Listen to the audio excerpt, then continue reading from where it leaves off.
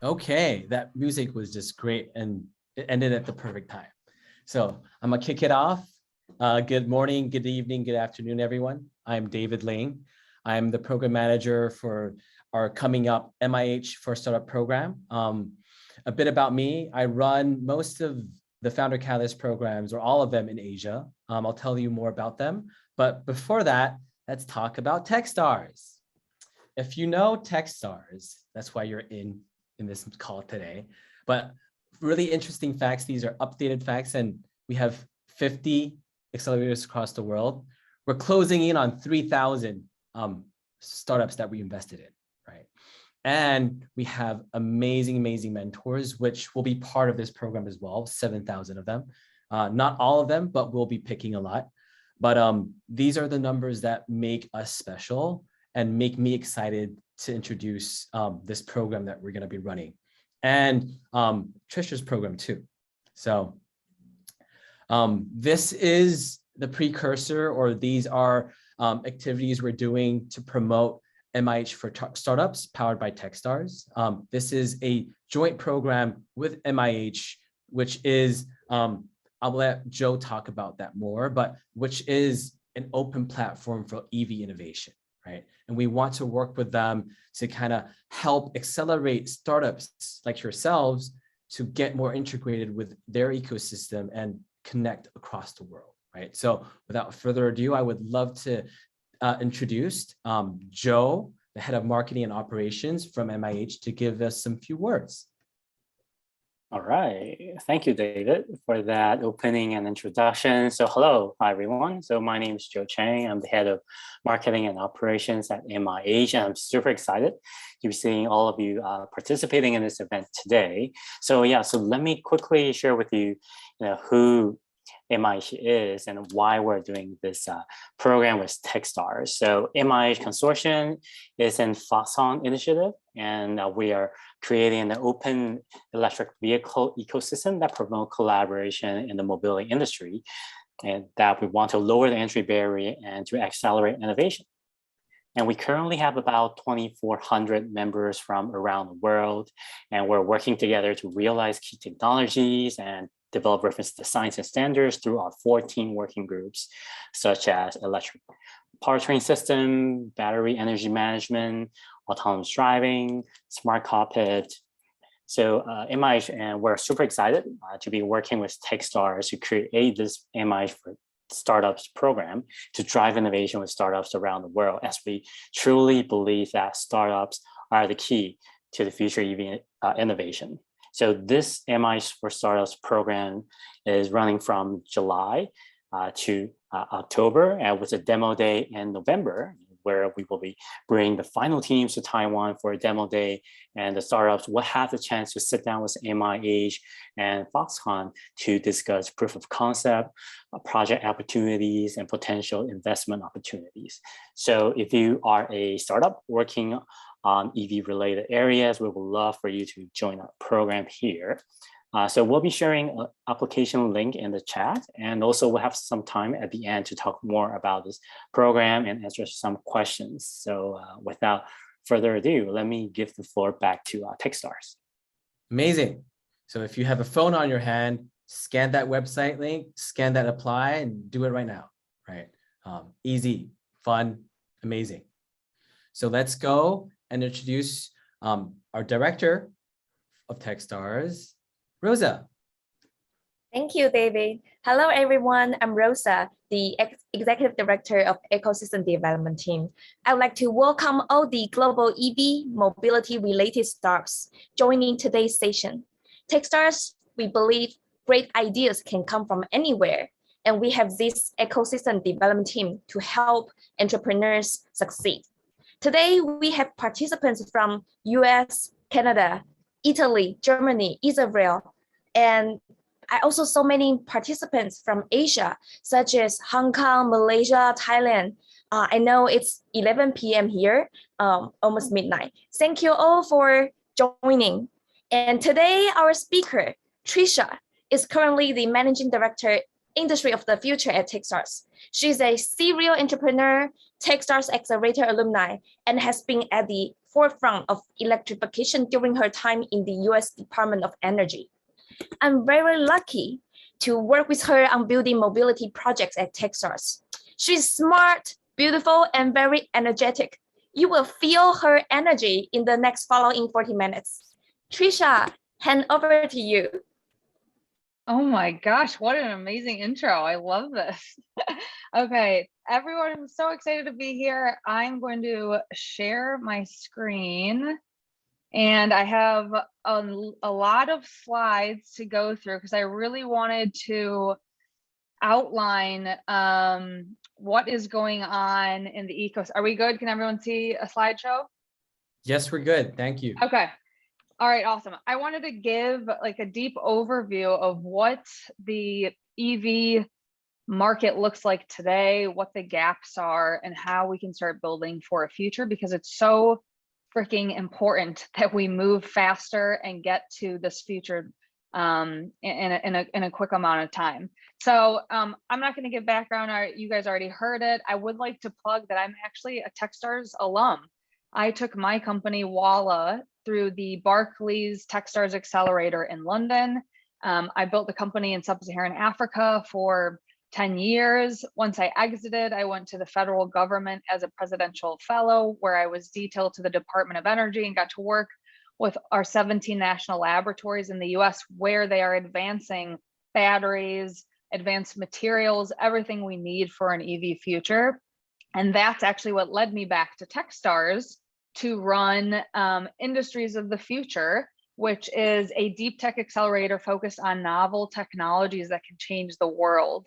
So it's in partnership with the largest US national laboratory, Oak Ridge National Lab, the Tennessee Valley Authority, the largest US public utilities company, and the University of Tennessee. And so this accelerator, we're focused on investing in companies in AI, quantum, climate tech, biotech, mobility, very disruptive technologies. So if you're building anything in that space, please reach out.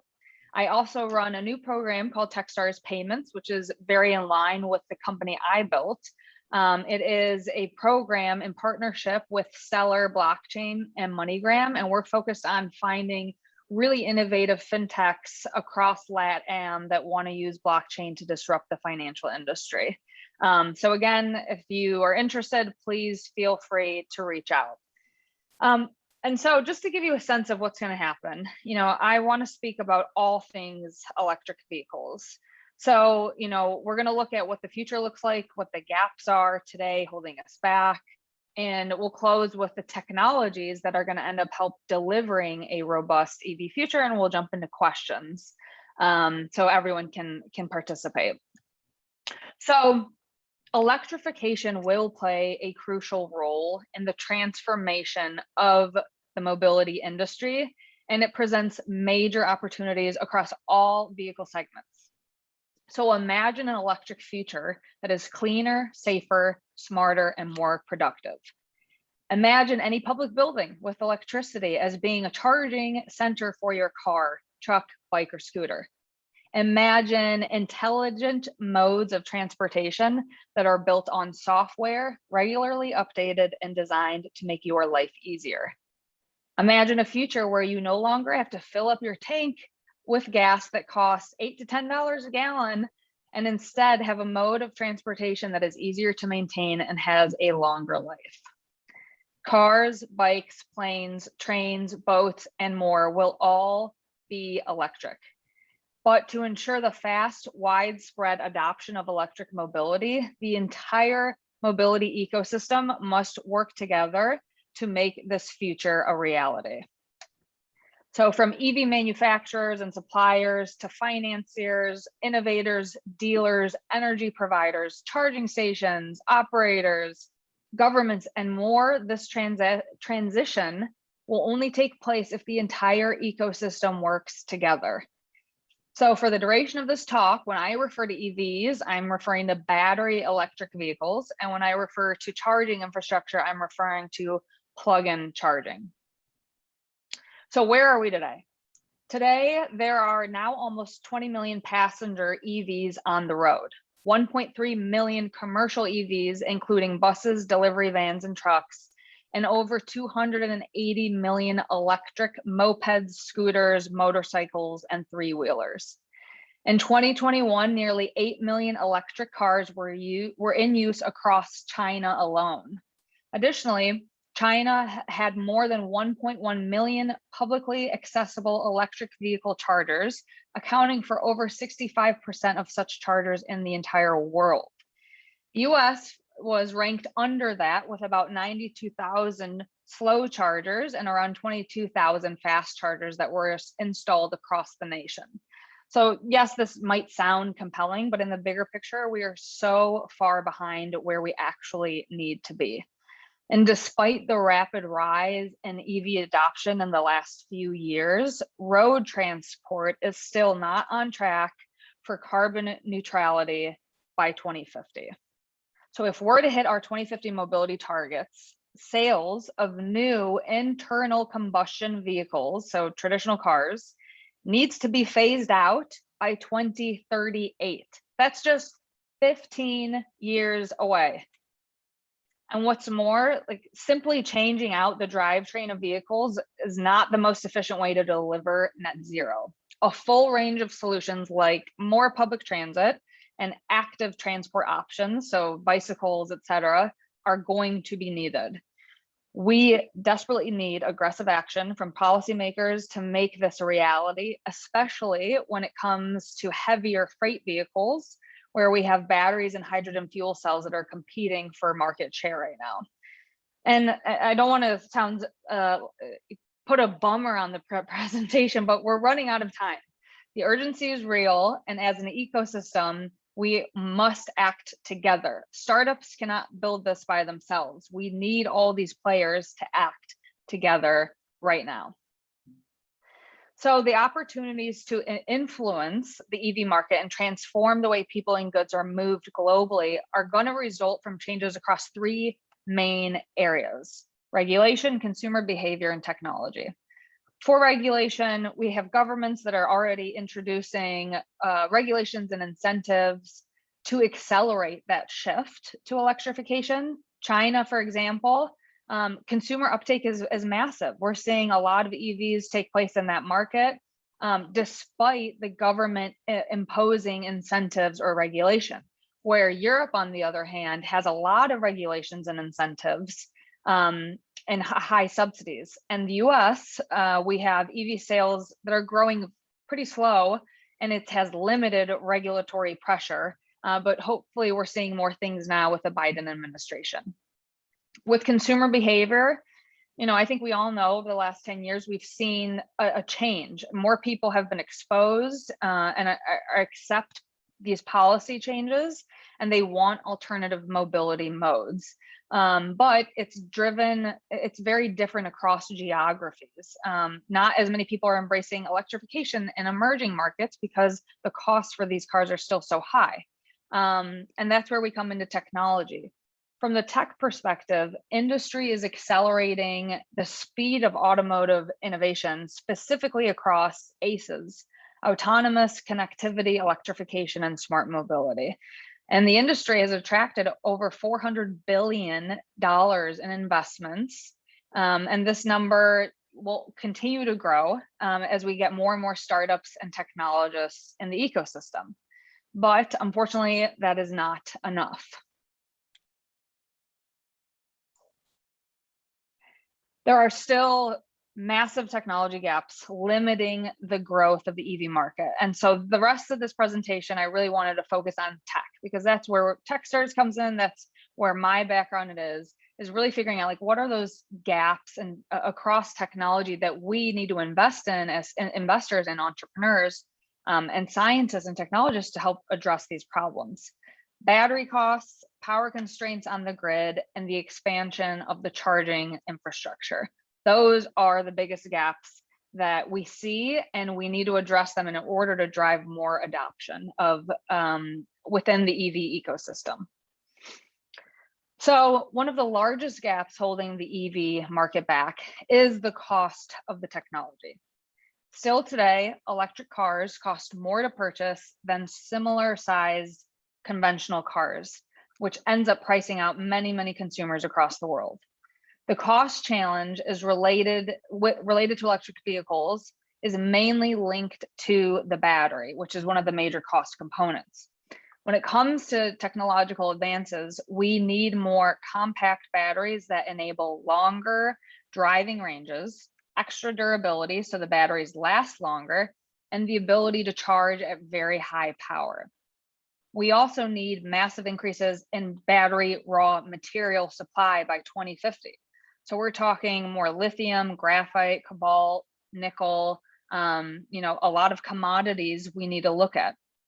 And while extracting these materials from the earth is costly, expensive, and it's not good for the environment, we need to build battery recycling systems so that we can reuse materials and create an almost fully circular battery industry.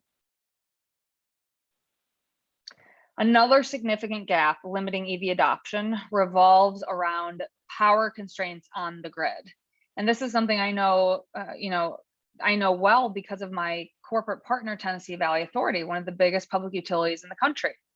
One of the biggest challenges our energy system is up against is the rapid changes, increases, and expansion of new energy resources that completely disrupt the way the existing grid system operates. So imagine a world where we have high EV uptake with unmanaged charging. This would be a huge risk for the power system if charging coincides with the high demand periods of the main power system. So more demand requires more capacity. And additionally, increasing EV uptake can overload distribution networks, requiring power grid upgrades like the transformer replacements and cable reinforcements. And so while this poses a huge risk and is still a gap for the EV market, it does introduce opportunities for the demand side response solutions. So these are called DSRs, and they can help manage supply and demand more efficiently. And through greater EV adoption, we'll integrate various distributed energy resources like wind and solar. So as is, our power systems are pretty outdated, and to then throw on all these additional systems and power constraints is only going to exacerbate the problem. So the energy ecosystem now is trying to figure out, how do we scale this and not implode our entire system so that people can still keep the lights on and air conditioning at their houses. So the third gap that I'm going to talk about is the need to expand charging infrastructure. Without easy and accessible charging stations in homes and across countries, consumers are never going to use EVs. My husband and I just bought an EV about like 6 or 8 months ago, and we live in a state that doesn't have a massive EV adoption. And our biggest concern was, how are we going to travel long distance? Like, what will we actually do? And so that is a huge problem for consumers. But over the next 20 years, EV charging infrastructure is a $1 trillion market opportunity. However, the pace of installations must accelerate rapidly to keep up with demand. So there's a big push in public and private sector, which we really need so we can scale up this charging infrastructure in time to support this expected new electric vehicle fleet. But charging infrastructure is basically like a chicken and egg problem. It's a two-sided market where we need to invest on the supply side of charging infrastructure and low-cost EVs, which will in result create a greater demand side from consumers for EVs. But most importantly, this requires private and public sector investment in road infrastructure, home charging, technological advancements, and more. So the crazy thing is, while we think everyone should just buy an EV, it's not as simple as that, because our entire systems, the way we live, the way our energy and infrastructures are designed, we have to really rethink that and redesign more efficiently to make it easier for a massive group of consumers to uptake this type of technology. So now that we understand where the gaps are in the EV market, reducing battery costs and advancing technology, preparing the grid so we don't have power constraints, and expanding our charging infrastructure to support more and more EVs, we can dive deeper into the technology side and where investors are making their bets today. So since 2010, investors have poured nearly $330 billion into more than 2,000 mobility companies focused on autonomous connectivity, electrification, and smart mobility. About 200 billion of that went to autonomous vehicles, technologies, and smart mobility. And a lower amount, about 120 billion, went to connectivity and electric vehicles. Auto incumbents have allocated more than 200 billion to develop technologies in-house since 2014. And about 80% of that went specifically to electrification. So this tells us that auto incumbents are more interested in building in-house capabilities than pursuing external partnerships. This is what makes being a tech startup in the mobility space hard, because a lot of the incumbents, OEMs, want to build things internally. But there's a need for the ecosystem to work together across these markets. Now, according to a McKinsey study, the underlying ACEs technologies that attract investment are mostly related to autonomous driving, which I don't think any of us are surprised about, connectivity and electrification. Electrification, 21 billion went to lithium ion battery technology alone.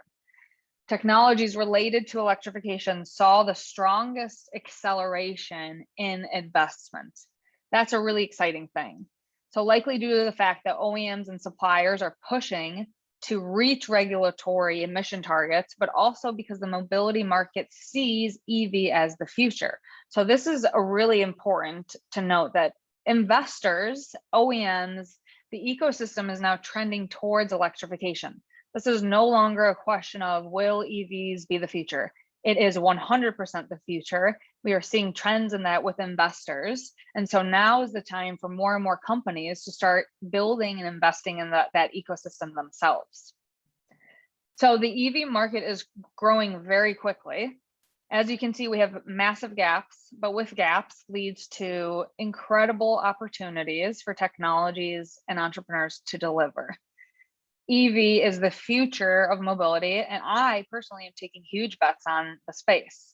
The 4 areas that I'm specifically investing in across mobility are electric vehicles, connected and automated vehicles, freight efficiency, and cybersecurity. So with electric vehicles, that includes everything from developing technologies and algorithms for vehicle-to-vehicle and vehicle-to-grid interactions, leveraging high-performance computing, advanced sensors and communications, smart routing, alleviating congestion, like all those things that you can imagine in the mobility world.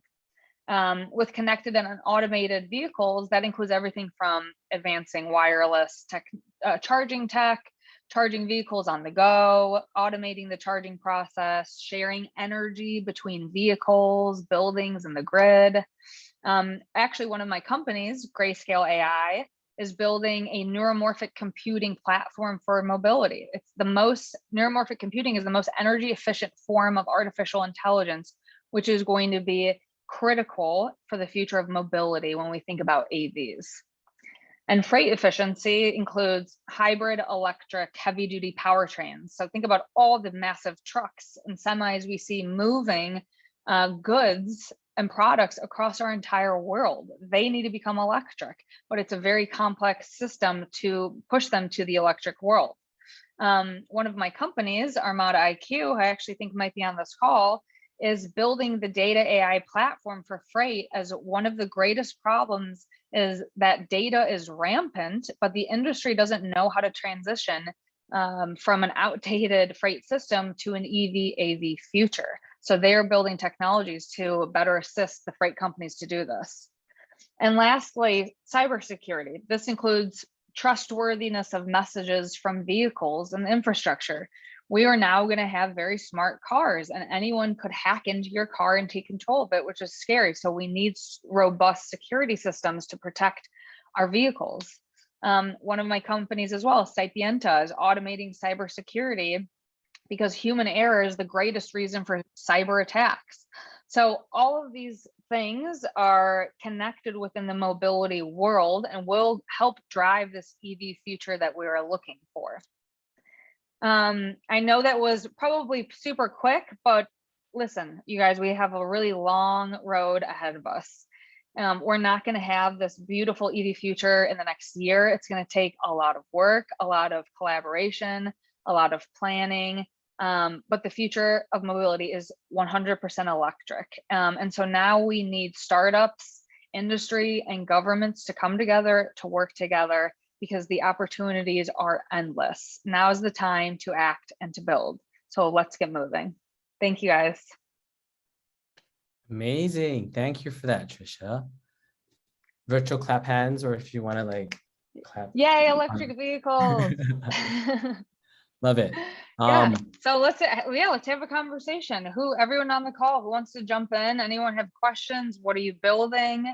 What ecosystem are you in? Do you see other gaps that I didn't identify? We want to hear your opinions. Yeah, David brought a really good topic up. Great name, by the way. He brought up about how private charges could be also mapped to public when it's not used. So like an Airbnb function. Funny enough, our next speaker in a few weeks is charged a fellow Techstars portfolio company out of the Stanley Accelerator. And that's what exactly one of their components, their software does, is to kind of get private chargers owned by individuals and map it out to people who want to charge around the area, right? So very interesting and innovative. Yeah, I mean, I think what's exciting about the EV future is we will see entirely new, just like Airbnb did, you'll see new ecosystems and businesses building on top of it that we couldn't have even imagined. But like, that's part of the issue with charging infrastructure. It's costly and it requires a lot of time and resources to invest in these systems. However, small businesses could make money. They could build their own charging infrastructure. People will pay them. Like, we can have these mini gas stations, even at people's homes. I'm on a road trip. I need to stop somewhere. Can I charge my vehicle at your house? Like, we're going to see crazy things like that. And we're going to see a lot of changes as we start moving away from internal combustion vehicles. We got a question from Maria Patterson. This is a Presidential Innovation Fellow from the federal government that I got to work with. So excited to see you here, Maria. Tricia, yeah, thanks so much for doing this. It's great, really great information. I'm particularly interested in motivating or incentivizing vehicle to grid technology, because I think there's a huge potential there. You know, we're talking about balancing the grid and distributed energy resource management. But one of the issues there, well, there's two of them, right, is that people are worried about cycling their batteries. So the least likely to be concerned with that are people who are owning fleets and that kind of thing that need to be upgraded anyway. And the other one is that, you know, the bi-directional chargers are expensive, and what people just want to put in chargers are going to go to the lower cost ones. So who is the most likely, like, what does that kind of customer look like, do you think, for who's most incentivized to work with energy companies to try and get like vehicle to grid for EV cars to be a real energy storage solution? I mean, that's a hard question. I think that, you know, you had mentioned DERs. So for those of you who don't know, distributed energy resources, the idea is that in this new electric world, we will every consumer can be a prosumer, where we all are creating our own energy in our homes. We have solar panels, we have batteries in our garages, and I'm building energy. I could actually go to a marketplace and sell it myself and make some money. But it's very complex. The idea of it sounds awesome, but most utilities companies and operators are like, how are we going to pull solar, wind, nuclear, coal, all these different types of energy resources together, manage it and moderate it? So especially when you think about people using electricity and energy, there are certain times of the day that have peak hours. At nighttime when we're sleeping, it's lower, but all these things are changing when you pull in various forms of energy. So it's a utopian world, like it's a beautiful world, but to actually make it work is super complex. And especially when we think about our systems today, they are not as robust as we would like them to. And so there's a need to update everything in addition to create new systems entirely. But with that, you get new businesses. You can create new business models, and people can become their own entrepreneurs. And so how are we going to enable, you know, like one question with Tennessee Valley Authority, the biggest public utilities, is they're trying to figure out how do we build this charging infrastructure across the country and across these 9 states that we provide power and energy to. And they have to work with groups like even gas stations, because gas stations need to start transitioning out their product and integrating new technology, right? Like we imagine every gas station on the corner of a street, they can't just disappear. We actually probably need them to turn into charging systems. So, you know, the question is who's incentivized to take this lead? Because at the beginning, they have to make big investments and will probably not make a lot of money until there's a high increase in adoption of EVs. So this is why we need government to step in. Businesses don't want to lose money for the next 10 years. We need incentives in place. But I did mention at the beginning of the presentation how it's interesting to look at the different markets. China has incredible uptake with the EV world, and there are no regulations, deep regulations or incentives in place to drive this. But consumers have chosen to adopt this technology. I don't know enough about the systems in China and what they've done to see this consumer behavior change without a lot of incentives, but they would be an interesting market to look at and understand, like, why did they have a lot of adoption, or even Europe, who is the opposite, who has a lot of regulation and incentives in place to drive that adoption. So long story short, I don't know who the right group is, but I think we need to look at some of these other markets to understand what motivated that behavior change from the consumer and government and business perspective. What do you have any thoughts on it? Have you been doing any work within the federal government on it? So I've seen some of the energy companies try and do things like partnerships with schools for school buses, because they sit all day. And so that's an energy storage solution. And I'm wondering if there's I'm trying to think of other things that are not, you know, poor schools, right, who are underfunded already. I mean, there's some kind of PPA agreements that are analogous, but trying to figure out like who else could be a player there. It's hard. Chicken and egg, it's just very like hard. Chicken and egg problem. And so with the chicken and egg problem, it's then we have to just build up the supply. So if that's the mentality, we have to have the government step in to invest in the infrastructure and systems so that we will have charging infrastructure, low-cost EVs in place, so that then consumers are motivated to want to go buy these things and participate in this ecosystem. Hello. Awesome. Thanks. Oh, we have Sajid. I see you want to ask a question. Yes. Am I allowed? Yes, you are. I'm Sajid Kumar. Okay. Thank you, Tricia, and thank you, Maria. Thank you, Mr. David, for the great session. I'm also in the charging industry. I work for the U.S. Department of Transportation before, and I was working on the EV policies on the infrastructure bill. So that's where I got an idea of sharing of EV charging stations. So I started a company called Chargerzilla. So I have a question to Tricia. How can we fit in a Airbnb model in the charging station business? People can share their charger and monetize their charging stations, so that will increase the number of charging stations in the near home, work, or on the road trips. So it will boost EV adoption, the amount of charging stations. So I just want to know Yeah, high-level that's stuff. a great question. I think that we'll see a lot of businesses come out with those types of models. I think the difficulty is that consumers want fast chargers. We want to Mhm. charge as quickly as possible. I don't want to have to go somewhere and wait an hour. Like for my charging in my house, if I want to charge my whole car, it would take days probably to do that. So I just do a Mhm. small amount every night. But if I'm really low, I want to go to a fast charger and get it done in 30, 45 minutes. And that still feels very long compared to filling up a gas tank. Yeah. And so the difficulty is fast chargers are insanely expensive. So you need to have a business that you're operating with investors to invest in that asset and the infrastructure. And then to even think about building the fast chargers, you need to work with the energy suppliers because you are going to be pulling out so much energy.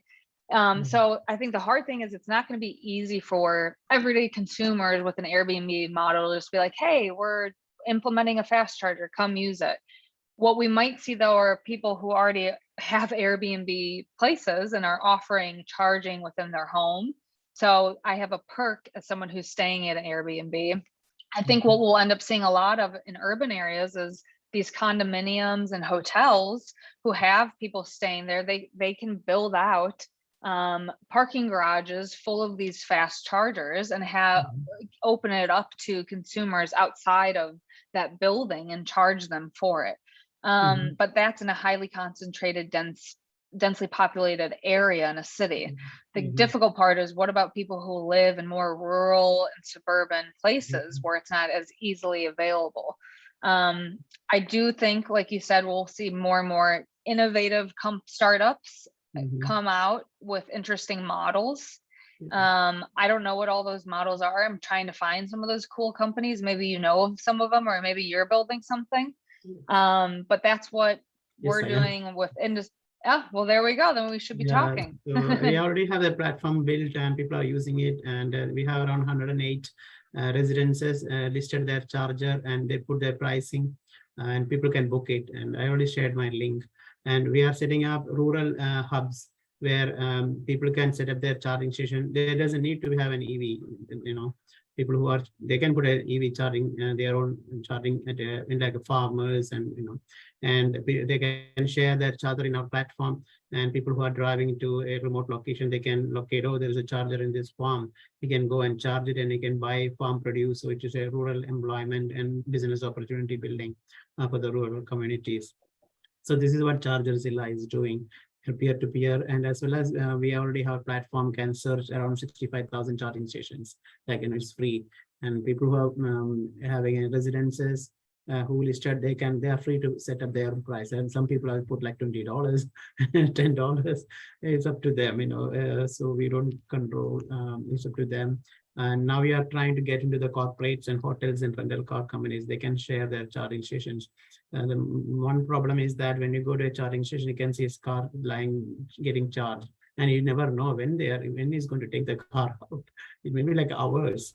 So our platform will help that, if the charging station is listed in our platform, they can see when it is be done and when he can book it in the next, or he can come back, or he can book it and it can come. So we give you a transparency in the booking of the apartment communities, hotels, malls, and everything. They can share their charging session if they share with them. So there's a Chargerzilla is doing.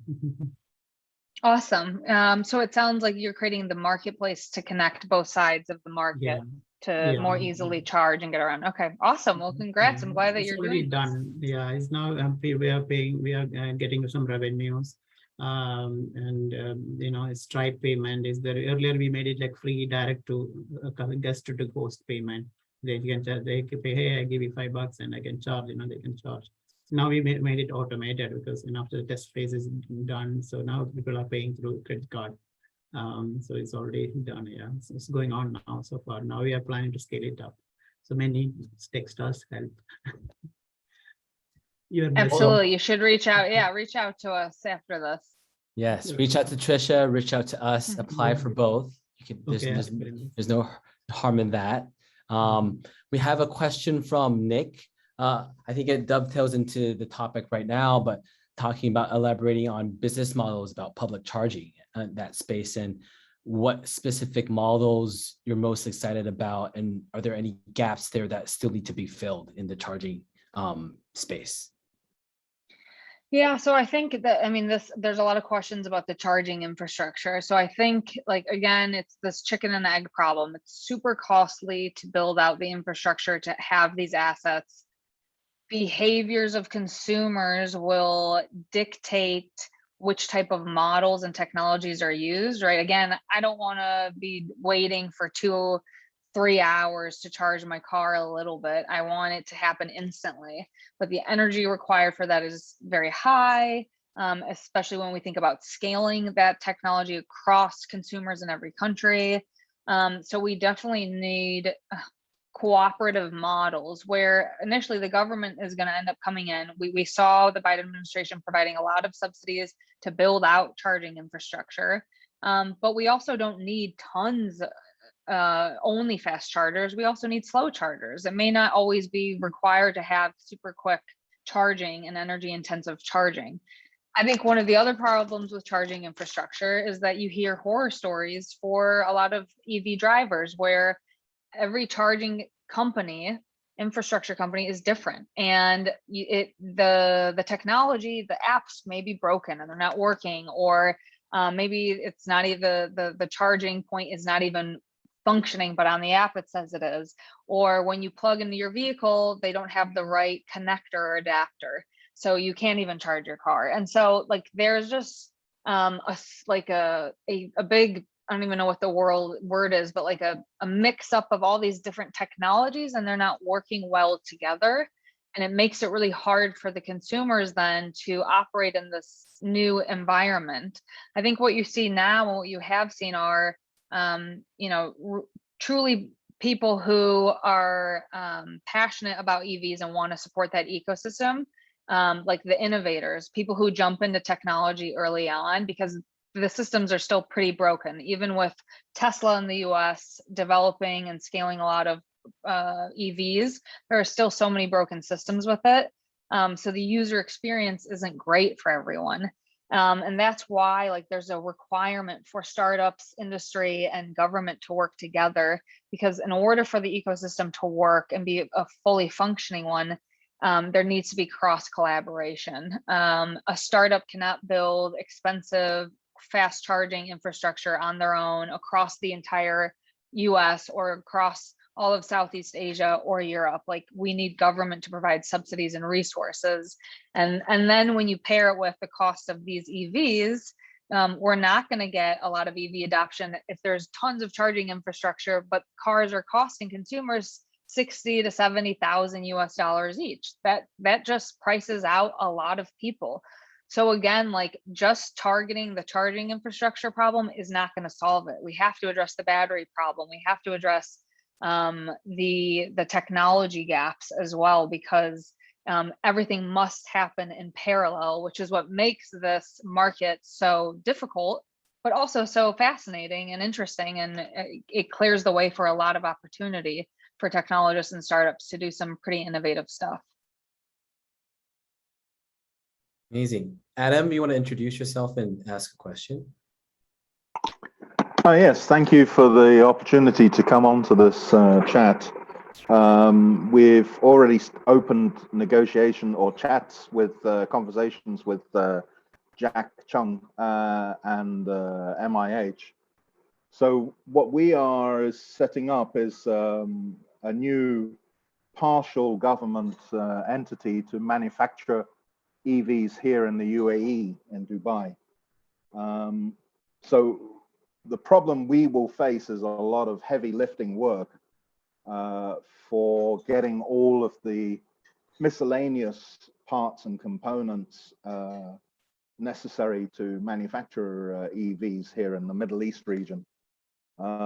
We have some very unique key features that are going to come out around charging networks as well. But yeah, all the technology and the hardware and the components we have to import because that industry doesn't exist here in the Middle East market. So we're looking for thousands of new partners involved in all types of manufacturing, down to the smallest perishable types of items. But on the macro side of things, I think we're pretty much covered. Joining up with Foxconn and MIH, I think, is one of the smartest and best partners that we could find in the world to do so. So yeah, we're looking to start up a new network of contacts that will help us deliver in very short time, which is also a unique feature. I looked at a lot of people in the industry over the years who take a very long time to get to market. Our business plan is a high-speed access to market, but not focused on retail customer units. We're focused on working with governments in the Middle East region, and that will change for once we've canvassed the Middle East region. We'll change our business setups for other countries. But first, the supply in this part of the world is going to be very high. I'm not sure in the States or China you've heard of the expansions of electric cities popping up in Saudi, Dubai, Abu Dhabi, where the zero emission cities already exist. So the government here has joined the world organizations, the World Trade Organizations, and everybody else. And in doing so, they're committed to deliver by 2025 and 2030 new emissions standards in the transport sector. So we're looking for anybody who's interested in helping and supporting that. We'll be manufacturing EV delivery vehicles, EV taxis, buses, and our own charging network, which is a unique setup, but nothing new, but putting a lot of different things together that no one else has in one format. So well, that's exciting. It sounds like you're working with the right people with Mobility in Harmony, who has this huge vision of creating a robust EV ecosystem. And I personally think the greatest opportunity for EVs is in emerging markets. There's so much opportunity to build there.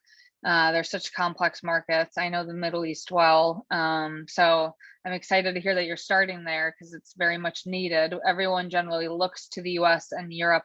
And so Southeast Asia, Middle East, LATAM, like Africa, those are the future of population growth, and where a lot of vehicles, mopeds, bike, scooters are all, growing quickly. So it's so needed there. yes, there has been some nefarious setups, but there has been some established setups with EV delivery bikes in the market, and of course we're just across the water with another huge market, India. So we've got 2 billion 2 to 2.5 billion population in our immediate geophysical location. Plus the UAE's logistics is second to none. I've been in the Middle East market since '77, and the growth of having two of the world's largest airlines has developed the best network for logistics that anybody can offer. So we're perfectly positioned to grow a large industry scale out of this market.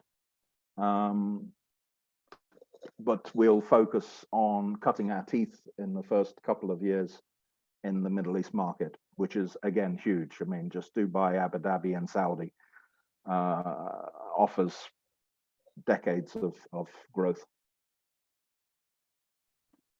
Amazing. If you haven't checked the chat, Adam, Tom has reached out. If you want the highest efficiency powertrains, reach him.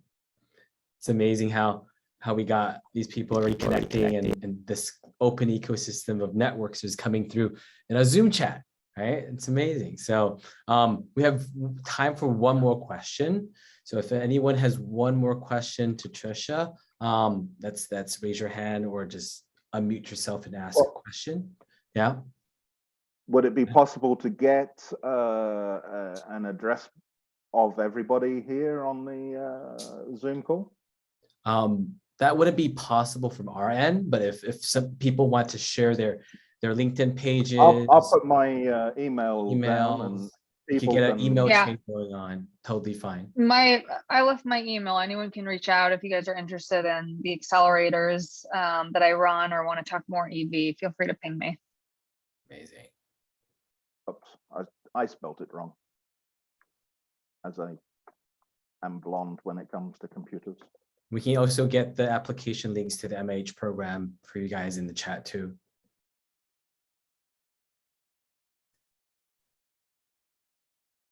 Awesome. Anybody else have any more questions? Feel free to, like we said, reach out. I think also, one, MIH, this is an incredible opportunity and initiative that Foxconn is leading. This is going to help drive a robust EV future. And the approach that MIH is taking by building a consortium and an ecosystem that pulls together key players across industry, startups, developers, technologists, governments, and taking a very global perspective. This is very important, and you all will continue to see this name. So make sure you do connect with Joe and showcase what you're doing if you're building any interesting tech, because they are going to help build the EV future that we need to see. Thank you for that, Tricia. If no one needs Tricia, we can give 5 minutes back to her and so she can start her day. For those who are still on, let me share more information about who's next. This handsome young lad, Toby Wood, an ex-colleague of ours. He was the EIR for Stanley Accelerators. And during the accelerator program as an EIR, he joined a startup of the cohort called Charged. And they are one of the innovators in charging systems and peer-to-peer charging as well. And he will be sharing his story of how he joined Charge and how he thinks or how Techstars can reset a startup's journey and their status quo and lifting their bar with the mentor-driven experience, with the MD like Tricia, amazing people helping guide your path through an accelerator program.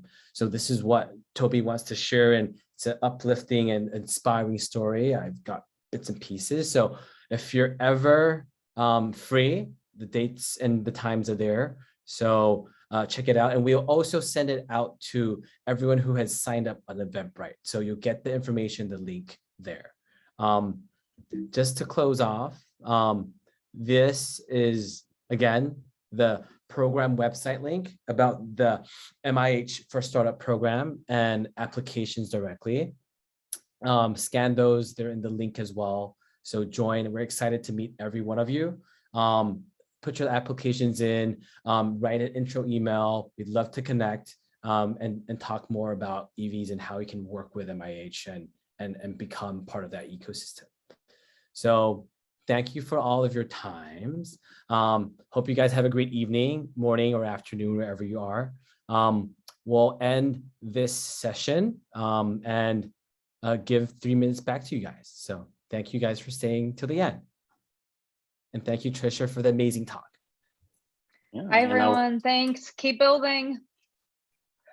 Right, and I would like to thank you, Tricia, for sharing your insights and promoting MIH, and really here at MIH with open platform. We through the Foxconn initiative and working with all the players in the industry, the goal is to really offer this open platform to helping new EV startups to build more affordable EVs, one of the key puzzle to the EV adoption. So we're here, super excited to be working with all of you. And thank you, Adam, for your words about Foxconn and MIH. I think this is definitely the power of MIH with almost 2,400 members. We're going to be helping startups, enterprises, governments to connect with each other, to see how we can together work to accelerate this EV future. Amazing. Bye, guys. All right. Bye, Thanks so much. everyone. All right. Bye, everyone. Thank you.